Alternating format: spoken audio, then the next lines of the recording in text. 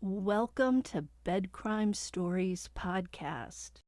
I'm your host, T. Here at BCS, we talk about all things true crime. If you enjoy that type of thing, please consider subscribing. If you don't, well then, what in the heck are you doing here? You clearly walked through the wrong door. To my loyal subs, a warm welcome. Let me just ask that if after watching or listening to this episode, you find you enjoyed it or learned something, do me a favor, smash that like button. Also, if you enjoy my videos, please consider a Patreon membership. I keep the price low at $1.99. It's an inexpensive way to help keep me afloat. Now, without further ado, let's dig in. Remember that DNA sample the prosecutors requested from alleged serial killer Rex Heuermann? Well, it sounds like the authorities got the sample and are now using it to see if DNA evidence in the homicide of a 17-year-old escort named Victoria Camara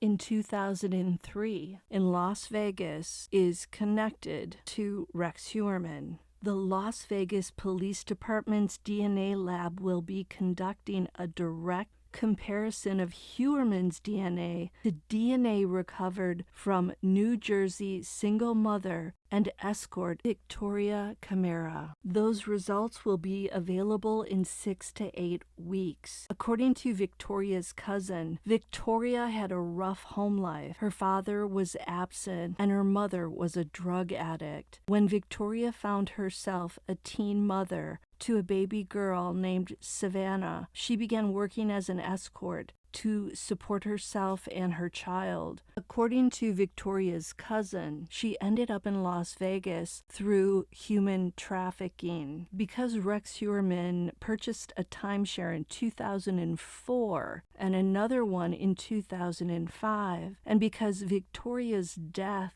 shares similarities with the Gilgo Beach 4 victims, the accused serial killer is being looked at for Victoria's death. Victoria died by having something placed around her neck. Now, there may be other similarities as well. Suffolk County Sheriff Errol Toulon Jr. said this about Camara's death and the Gilgo Beach 4. Quote, I do feel that there's some similarities. It's very scary when you see the deaths, the type of women that were killed, and the occupation they were in. It all resonates to this one particular person. End quote. This makes me think that maybe Victoria was found bound in the same manner that the Gilgo Beach 4 victims were. Remember, they were bound around the head area and neck, around their wrists, and around their ankles.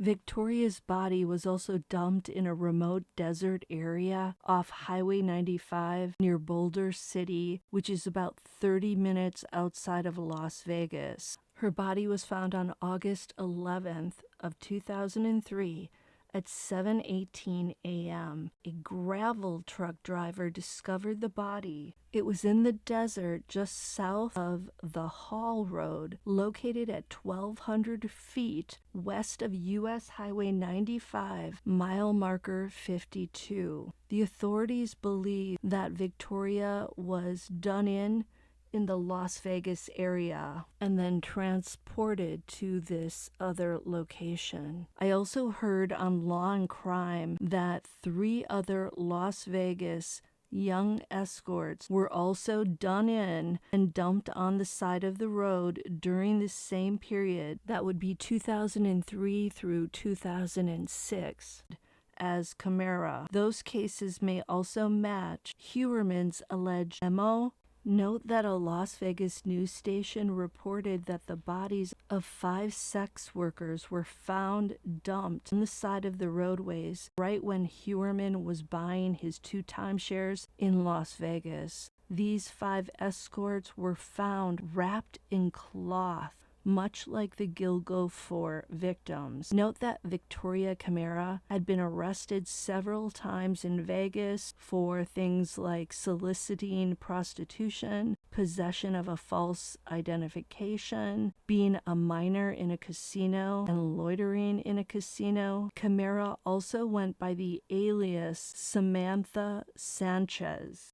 I do find it interesting that Heuermann's daughter is also named Victoria, but this is likely a coincidence because Victoria Heuermann was born in 1997, well before Victoria Camara had her fatal run-in with an evil perpetrator. I found another case where a young female was found in the marshes of Lake Mead near a boat ramp.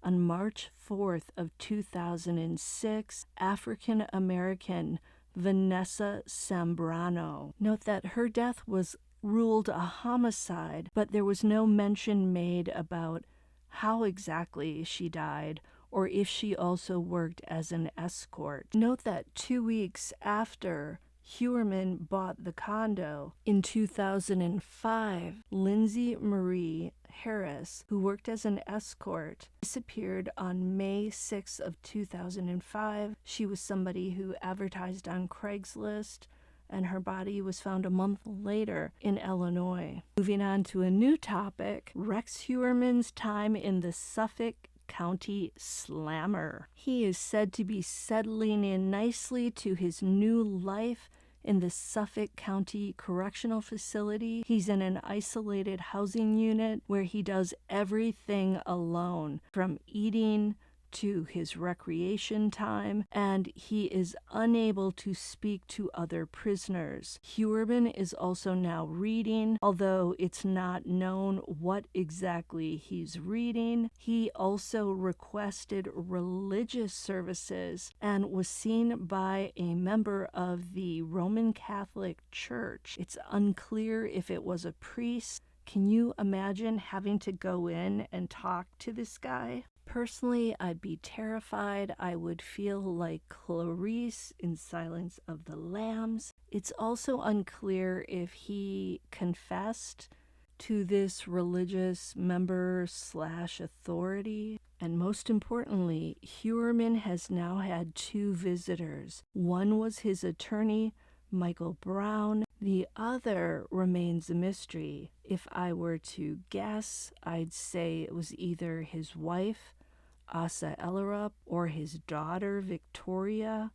although it could also be his brother, Craig, from Florida. I hope they wouldn't count that religious Roman Catholic member who showed up to give him some religious counseling.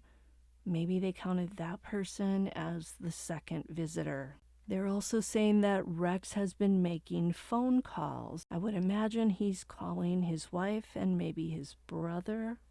I certainly don't think he's looking at Craigslist anymore and calling escorts.